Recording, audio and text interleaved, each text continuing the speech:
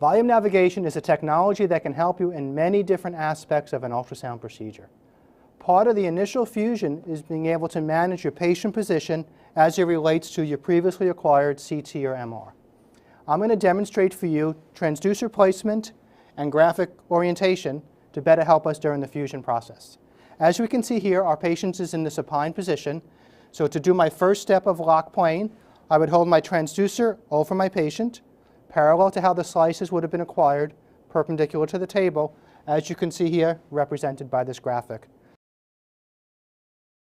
If, for an example, we have to have our patient roll up into a slightly oblique position to better access our anatomy, we would just put a wedge or a pillow under them just to keep them stable. And now I would just turn this graphic to represent their position. So I'm just going to slightly turn this. The graphic now tells me that I should still hold my transducer parallel to the way he's laying and perpendicular to the table. So I'm going to hold my transducer just like this for my additional lock plane. Alternatively, I could put it back to being straight up and down, and I could hold my transducer right in front of my patient and still do my initial lock plane that way. If I needed to roll my patient completely into the decubitus position, I also have two options. Just like it displays here that I have to put the transducer in front of my patient, I would just hold it right in front and do my initial lock plane from the front position.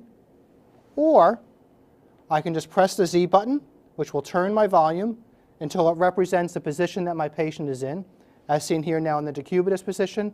And the system is letting me know to put the transducer up here, which would represent the orientation of my graphic. So this would be how I lock my plane. In the final position, we may have an opportunity where we need to roll our patient in the prone position, possibly to access the kidneys. What I can do now is I'm just going to turn it one more time until my graphic is completely turned.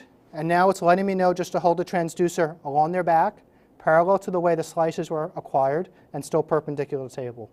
This is just several examples of how we can manage patient position to better access for image fusion.